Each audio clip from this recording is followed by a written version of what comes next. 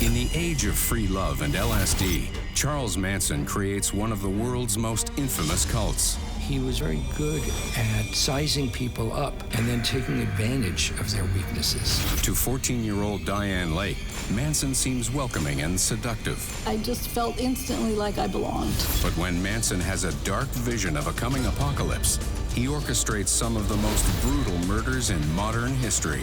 The people there that night were there in the wrong place at the wrong time, and it was evil.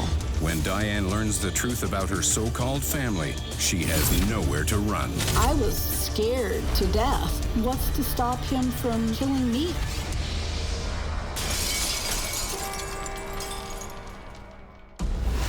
Charles Manson is one of the world's most fascinating and terrifying killers. In the late 1960s, he amasses a group of followers so devoted to him that they are willing to kill. The bloody murders carried out by the so-called Manson family shock the world in their viciousness and brutality. Manson family member Dianne Lake is only 16 years old when the family murders 8 people in a 2-day killing frenzy. Just 2 years earlier, Dianne has an altogether different life.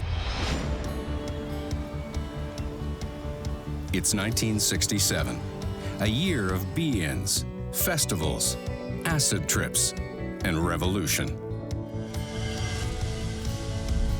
14-year-old Dianne Lake moves to California with her family. They decided that they were going to drop out. And so they bought bread trucks and started converting them into campers. The hippie lifestyle just kind of evolved. We had communal dinners on a regular basis, smoked pot. My dad introduced me to marijuana and then LSD later on. I took my first LSD trip with my 2 best friends in my living room. But the commune lifestyle means that Dianne has had to grow up fast. So now she's in this lifestyle with them. She's not a little child like her brother and sister. She's in that in-between stage. She can't really fit in with the little children, so she has to fit in with the adults. And that's what she does. While on LSD, 14-year-old Dianne decides that it's time to leave the nest. Her hippie parents don't object. And they wrote me a note and basically were giving me permission to be an emancipated minor. In retrospect, she was 14. At the time, I'm sure she felt like she was an adult and she could handle it, but she couldn't.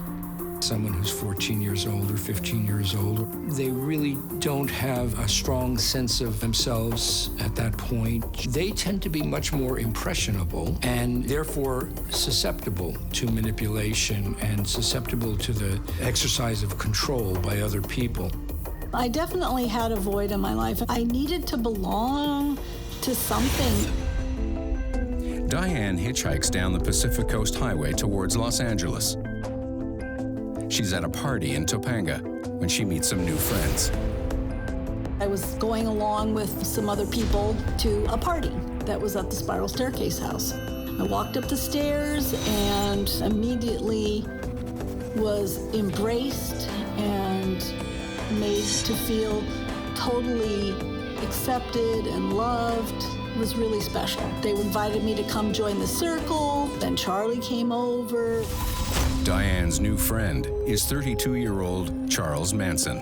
He had kind of long, wavy brown hair, mustache, and just a twinkle in his eye. He had great eyes, and he just exuded love. He really adored his girls, and that was very reassuring to me. From the first moment she meets Manson and the group, Dianne Lake is intrigued. I was immediately embraced and welcomed. He played the guitar, and the girls were like singing along, and I just felt instantly like I belonged. But Manson's radiance and good looks mask a devious personality. Manson spent most of his life in and out of jail, mostly for petty things. But he also had been in for sex trafficking and transporting women across state lines. Manson emerges from prison to find that the peace and love hippie movement presents him with an opportunity.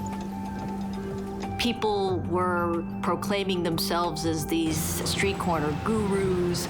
So he took a look at that, and being the very intelligent, malleable chameleon that he was, he said, boy, this is a pretty good gig. He saw what was happening. He grew his hair long. He was playing guitar. He saw what the whole spirit of this peace and love movement, the Haight-Ashbury movement, and he took advantage of it. Girls were attracted to him. They would flock to him. That's his new identity. He became a street corner musician guru and started to collect followers. In the 7 months since his release, Manson has drawn in 6 women, the nucleus of the now infamous Manson family. Manson knew how to manipulate women in particular, partly from his experience as a pimp.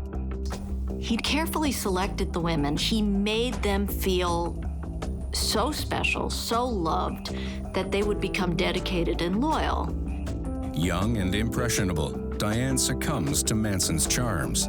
Something that Charlie talked about a lot was getting rid of your inhibitions, forgetting your mom and dad, being your own person. I think that was a core message that he gave out through his songs and through his talk-tos and all of that. He could look at a person and immediately, almost as if by magic, know what their vulnerabilities and their pain points were. He used that. He proceeded to seduce me, but in a very, loving and in a very different way than I had ever been loved before. He took time to do this hand motion, and just very sweet, very gentle, and very loving, very patient. He made me feel very much like a woman, not just a young girl who didn't, know anything. 14-year-old Dianne Lake is hooked. Soon after that first night, Manson invites Dianne to join his family. I kind of went back and forth for probably just a couple of weeks. This one person told me, I don't know if you should go with this guy. He just had a bad vibe, but I didn't see that. And then they were getting ready to leave, and I didn't want to be left behind.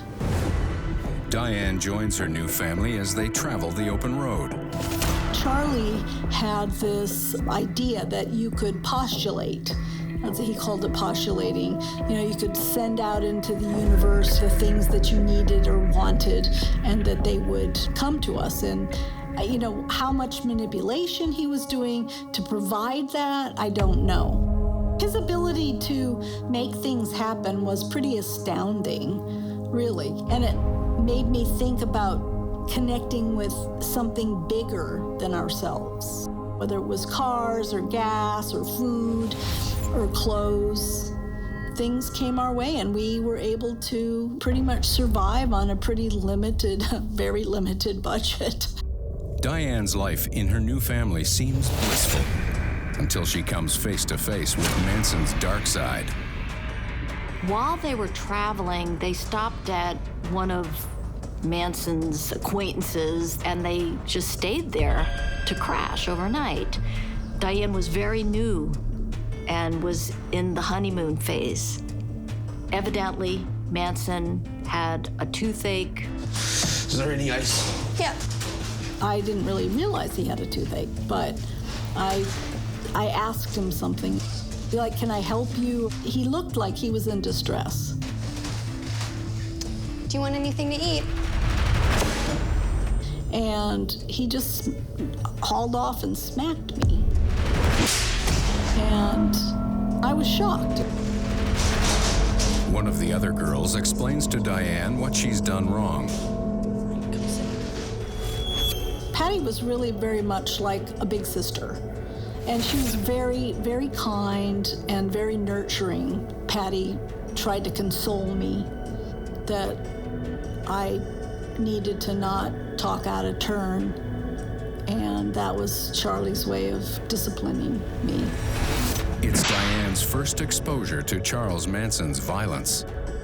I was just devastated, and I went and crawled into a bed and cried. I just was really hurt. That was the first time that it felt like I was disapproved, that Charlie did not approve of me, but it was like totally out of the blue. So I was very hurt. The next day, Manson explains that Dianne must learn to be quiet and obedient. Manson was raised by very religious grandparents, aunties. He knew scripture. He would emphasize, man is the head of the household. Woman is submissive. Woman is to do the bidding of the man. Woman is to please the man. That was her role. Charlie was kind of reverting back to old school ideas about the role of a man and the role of a woman. I wanted to belong, though, so I took his advice as much as I could. As Manson's power over Dianne grows, he assigns her a new, disturbing role in the family. It was understood for all of Manson's male associates that he came along with his entourage, and what he offered to them was his women. When Manson takes his family to the home of a male associate named Harold True, he offers up young Dianne as payment. You're sleeping with Harold tonight. Charlie told me that, make Harold happy. No. Harold, he's not somebody that I really wanted to have sex with, even if Charlie wanted me to. But Charles Manson is not about to take no for an answer.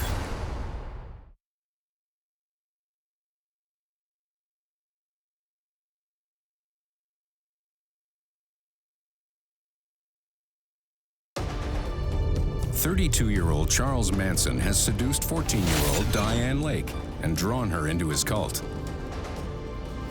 Dianne is devoted, but when Manson demands that Dianne have sex with one of his associates, she refuses. No. Harold, wanted to have sex with me, but he was not attractive to me at all, and not somebody that I really wanted to have sex with, even if Charlie wanted me to. When Dianne refuses, Manson goes into a rage. I cried, and I was really unhappy about that. But Manson quickly changes his tactic. Charlie impressed upon me that we owed Harold something, and, that I needed to get rid of my inhibitions, pulled that card. And so, I submitted. Being used by Charlie to curry favor with other men really did not make me feel good. But I wanted to please Charlie, so I just, grinned and bared it, It was hard. It was hard, but because I loved Charlie, I was willing to do it. He was very, very good at sizing people up and seeing their weaknesses and then taking advantage of their weaknesses. In 1968, Manson takes his followers to live on the sprawling, derelict Spahn Ranch, just outside Los Angeles. He strengthens his hold over the group through the messages in his music. Charlie's music was the center point of our being. Charlie played the guitar and sang the songs that he had written, and that was really the center point of his message and our relationship to him. It was all centered around his music and songs. But soon, Manson's music gives way to preaching.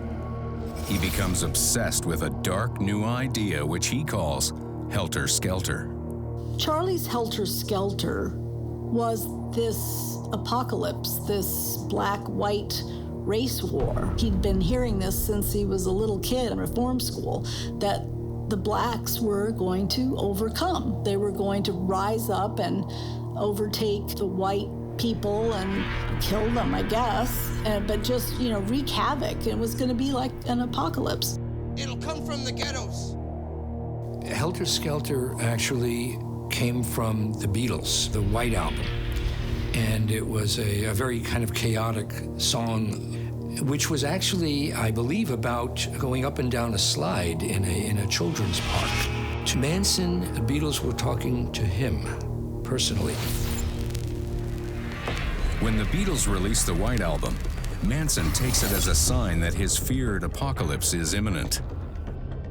Charlie had been hearing about this for a long time, and so then when the White Album came out, he really felt like the Beatles were talking to him, and that this was it. When Manson was describing what was going to happen, he would tell his followers that the blacks were going to rise up, they were going to come out of the ghetto, they were going to go into the rich white neighborhoods, and they would revolt, essentially. They would kill people. And this is what he believed was going to happen. I mean, it just seemed too prophetic, or just the forces were coming together. And this is what Charlie had been talking about. So the White Album was kind of a confirmation. Jesus Christ. I feel crazy even saying it, but that's what we kind of believed. For Dianne, everything changes. The whole energy had changed. The whole energy of everybody in the house. I think that was really probably the apex of his delusion. Dianne soon learns the Charles Manson who preached love and togetherness is gone. I really wanted to reach out to Charlie. I don't think that we had had sex for a while, and I needed and wanted that to happen. And so I took him by the hand, whatever. I let him know that I wanted to have sex with him. I want you to make love to me, Charlie. What? Manson takes Dianne, leads her through the woods to a trailer, and brutally rapes her. He proceeded to sodomize me, which is not what I had in mind for a sexual experience with Charlie. I mean, I wanted to have sex with him like the old days, like back in the day when I felt like he really loved me. I really didn't think of myself as a victim. I just thought that I asked for it. Alone and traumatized, Dianne blames herself for Manson's brutal act. I was just trying at that point to survive. Yeah, I was a very confused young woman. Despite the violence, Manson is able to maintain his power over Dianne. I think Charlie had this big power over me and the other girls because he did make us feel like, in the beginning anyway, that we were his favorite, his best loved, and I think we were all looking to re-experience that, and we just tolerated the things that were happening that we didn't like so much. We were just stupid and naive, and he had isolated us. He'd isolated us from our families, from our friends, and so he became our everything without really realizing it. Charles Manson has achieved complete control over his followers. And he's about to use that control for one of the most gruesome acts of violence in modern history.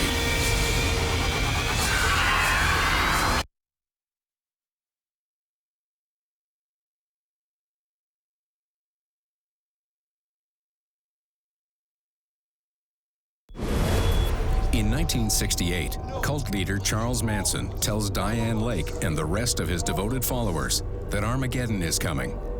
A race war he calls Helter Skelter. At that time, Manson had been listening to the White Album. He was becoming increasingly delusional and paranoid and really believed that he was the second coming. He would say, "I am man's son." He was pretty convincing, and his followers were believing it. Manson obsesses over the Beatles' White Album, convinced the musicians are sending him prophetic messages through their songs. Charlie listened to the record backwards. He had us sit there and listen to these songs over and over again. And he was, totally convinced the Beatles were the four prophets that were telling him what was coming down. It's coming for all of us. When Manson perceives a lack of devotion from Dianne, he flies into a rage. Charlie wanted me to sit and listen to the White Album, but I really had to pee. And so I waited for what I thought was the right moment, got up to go, and Charlie just was furious and threw a chair, hit me with the chair leg, and then says, "If you need to pee, just pee here. You are going to stay here and listen to the White Album." Manson's delusions come across as wisdom to his followers. It kind of made sense to me when he would talk about being man's son, because the way he talked about it, it was just another piece of the puzzle, and it all seemed to fit. But I think that was Charlie's forte in manipulating information to his advantage. To prepare for the coming war, Manson trains his followers to tolerate pain. He kind of did that irregularly, holding our hand over a candle flame and talking us into not recognizing the pain, not pulling our hand away, that was just a mind game. Charlie even carried it as far as to say that he didn't think we needed to eat. That was just a mind manipulation or a mind game. We didn't really need to eat. He would say something like, pain is just psychological. Pain is just in your mind. It comes from his being in this role of the teacher, of the guru, of the father, trying to help his followers to become more enlightened and liberated. Manson declares the family members must become trained soldiers, ready for combat when Helter Skelter begins. One day, Charlie passed out 6-inch buck knives and gave us instruction on how to kill someone. And the purpose of this training, from my perspective anyway, was that you needed to be willing to kill to avoid being killed. And this is the kind of mind games that Charlie would play. Manson instructs his followers on the most efficient knife techniques. Stab. Twist. I believe that it was like you wanted to stab somebody in their chest area and then rip up. You would hit more vital organs. It just made me feel sick. I couldn't imagine actually sticking a knife in someone and ripping up. I just can't even imagine. Now, Manson demands to know if Dianne and the rest of the family are ready to kill.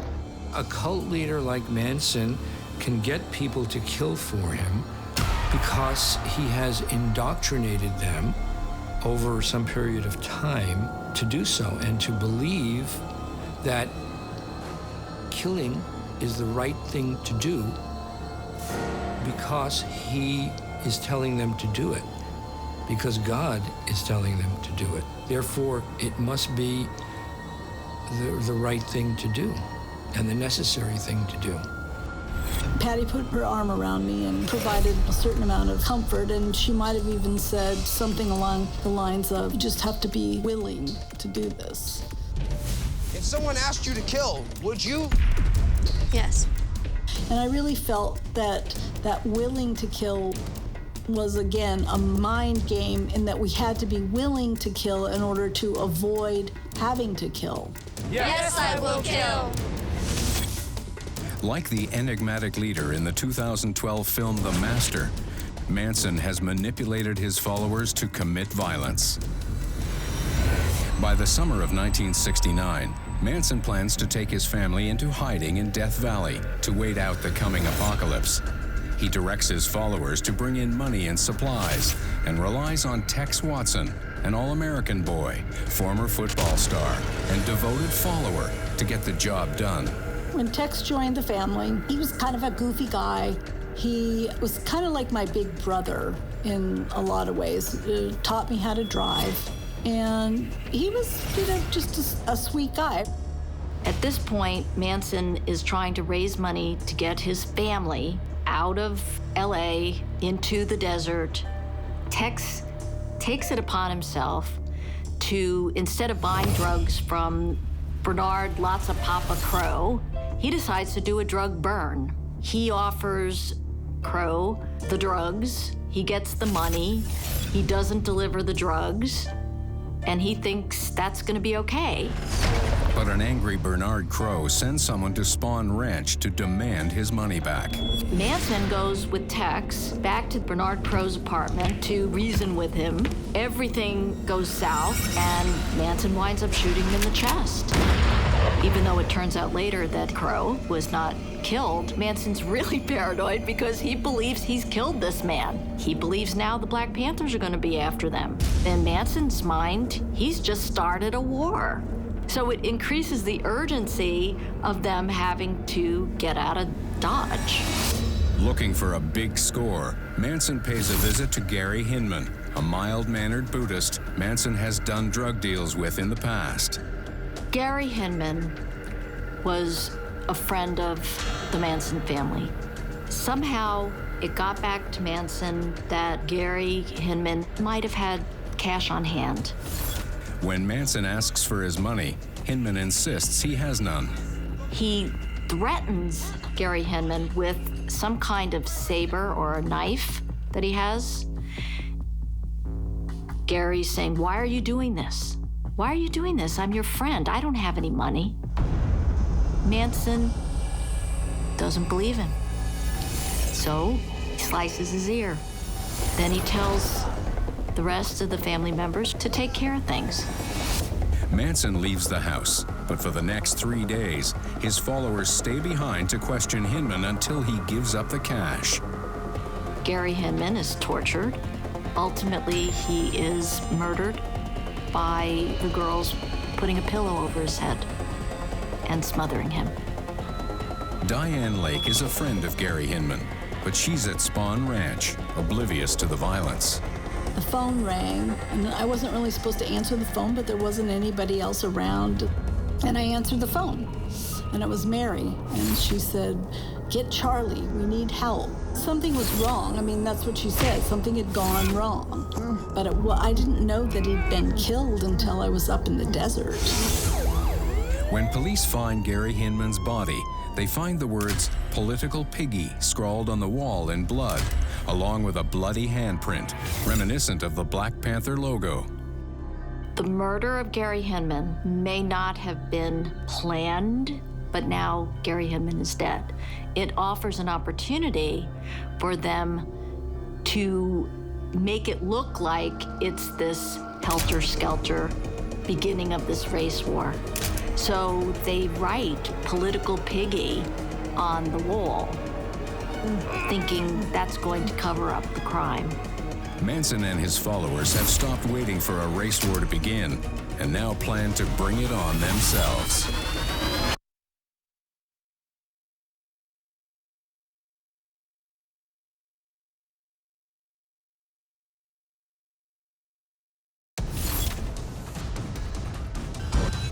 Followers of cult leader Charles Manson torture Gary Hinman to death and stage the murder scene to look like the crime was committed by Black Panthers. Back at the ranch, Manson family member Dianne Lake is oblivious to the violence unfolding. Something was wrong. I mean, that's what she said. Something had gone wrong. But I didn't know that he'd been killed. Manson wants to use the murder to bring about a race war, which he calls Helter Skelter. There was no igniting of Helter Skelter after Gary Hinman's murder. So if that was their plan, it didn't work.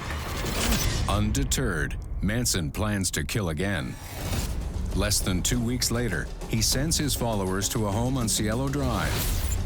It is the home of prominent film director Roman Polanski and his wife, actress Sharon Tate. Famous for her role in Valley of the Dolls, the 8 months pregnant Tate is home with guests when the Manson family invades. Over the course of 24 hours, the Manson family tortures and kills Jay Sebring, Abigail Folger, Wojtek Frykowski, Steve Parent, and the pregnant Sharon Tate. The people there that night were there in the wrong place at the wrong time, and it was bedlam, it was horrific, and it was evil. When authorities descend on the house, they find 5 bodies and a horrifying crime scene. This was savage killing. It was meant to make a statement. Sharon Tate was 8.5 months pregnant. They carved an X in her. The other people were stabbed far beyond what's necessary to take a life. The next night, the group targets a home on nearby Waverly Drive, owned by supermarket executive Lino LaBianca and his wife Rosemary. Manson was more involved the second night. He went with them, he went into the home, he tied up the victims, and then he left so that his followers would do the butchering. The horrific murders terrify Hollywood and shock the world. On his body, the word war had been carved in the chest. And then, with blood, the killer had scrawled on a refrigerator door the words, "Death to pig." But investigators have no idea who committed the crimes. Manson might have continued the killings, but somehow he became concerned that they were going to get caught. He moved his family out to the desert so no one could find them, so they could hide out. Here, in the desolate desert, Dianne comes face to face with the truth. Tex and I had been dropped off in Atlanta, which is kind of the gateway to Death Valley, and we'd camped out here before while we waited for the rest of the family to come in the different vehicles, and then we would all go up together. Hey, check this out. And he holds up this newspaper. It's got the Tate LaBianca murders headline, and he says, "I did this."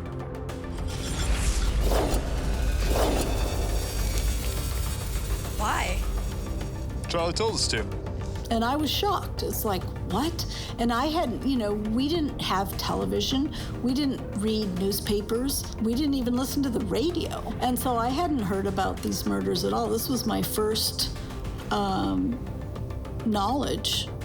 And for Tex to show me these headlines and then tell me that he did it, that Charlie told him to. And he said it in such a way that made me feel like he was kind of bragging that he'd done this. It was horrifying.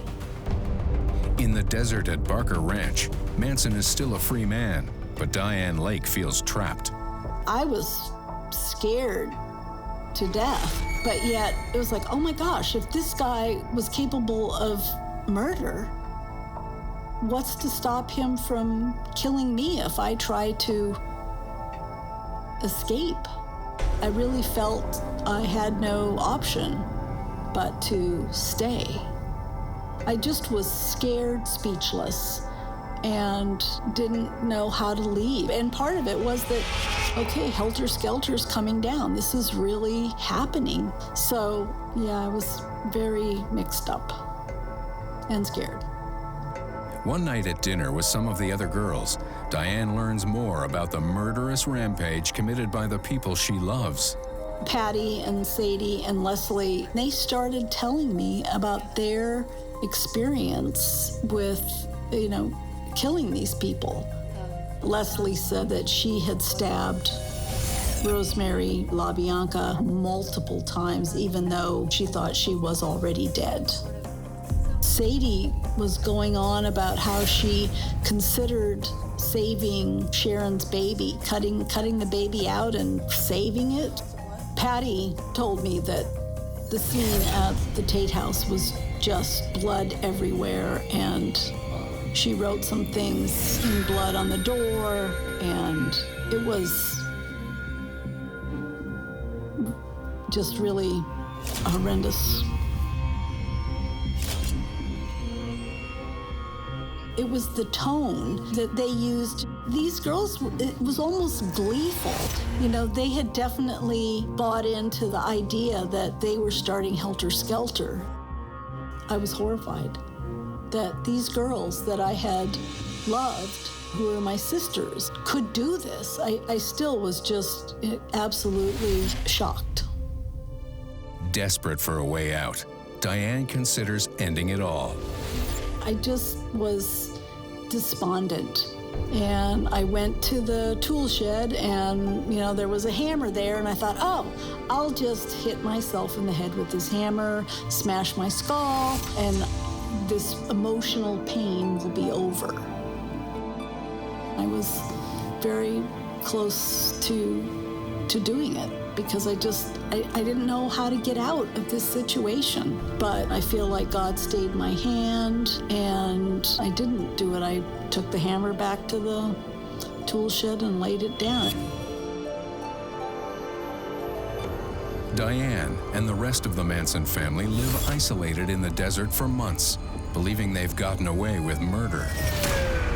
Until October 10th, when police raid the Barker Ranch.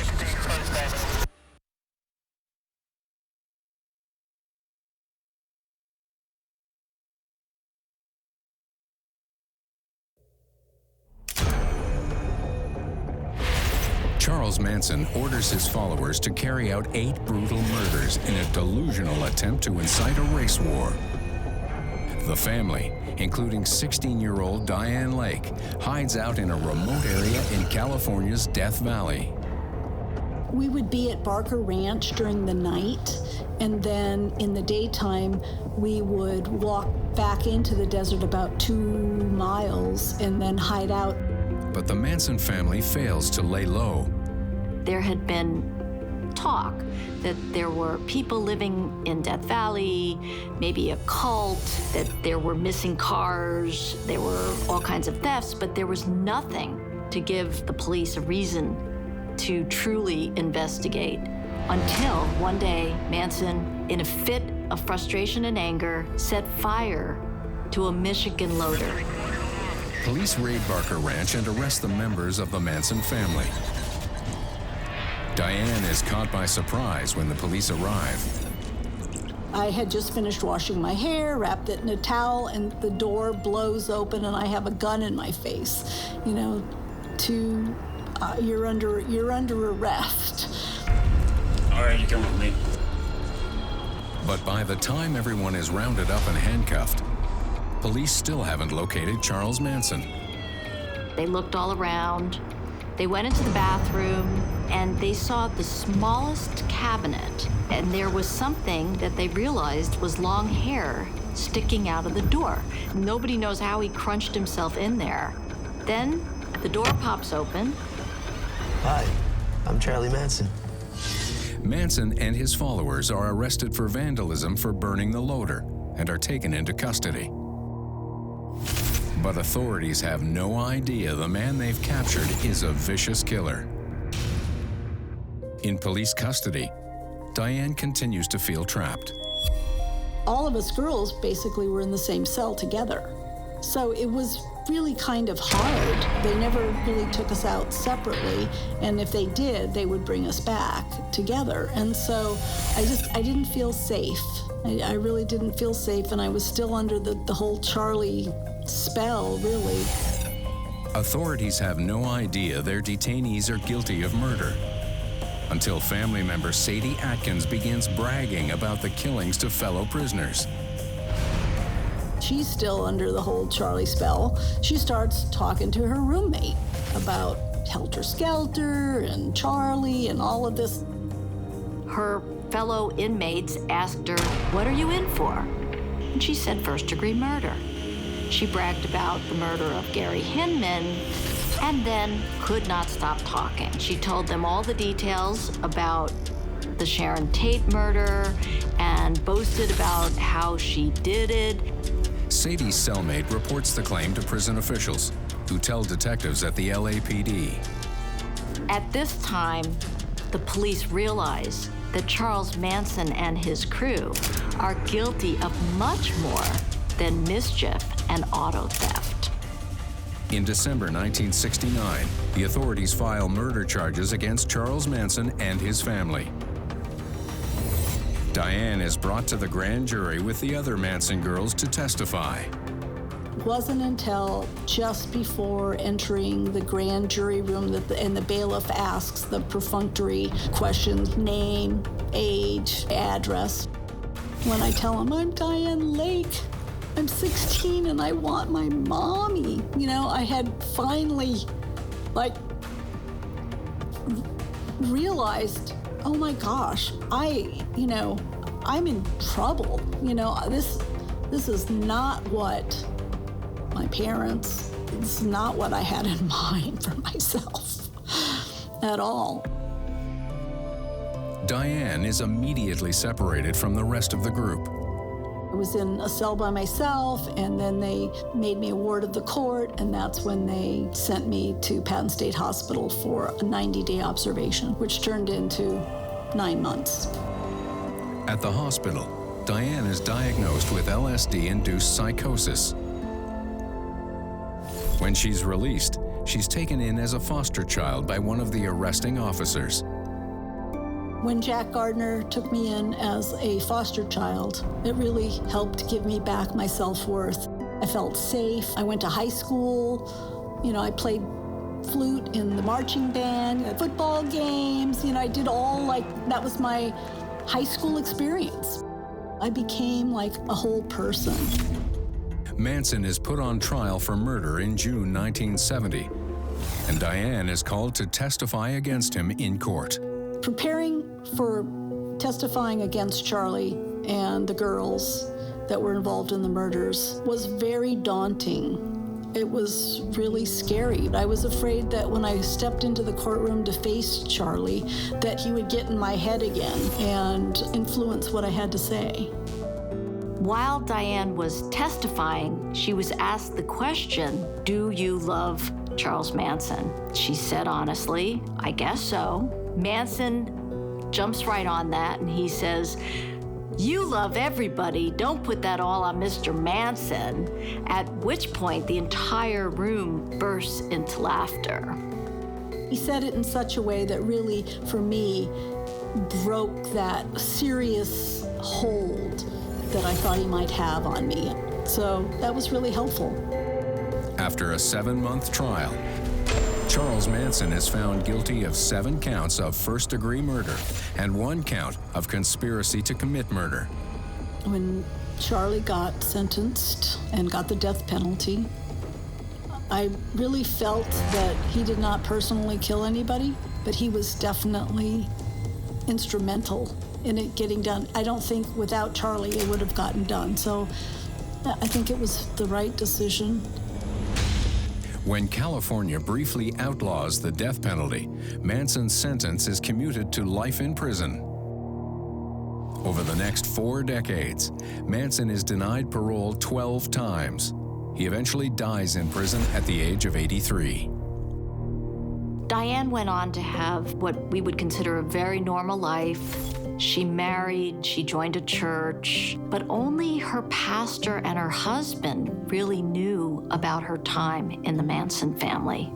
In 2017, Dianne finally breaks her silence and writes a book about her life with Charles Manson. It really made me realize that, you know what, I was a victim. And I feel like a whole person now. I mean, I don't have this hidden skeleton in the closet. What made her different, and perhaps what helped her to survive, was a very resilient personality. She didn't start off as a runaway. She was an emancipated minor, very intelligent. She didn't completely buy into everything, and she maintained her values and her personality. I always considered her a true flower child, but in a garden of weeds. The human spirit is very resilient. You just need to, I think, have faith in God and keep going. Have a positive outlook and don't get manipulated by these cons that are out there, because Charlie was a con and there's lots of other cons.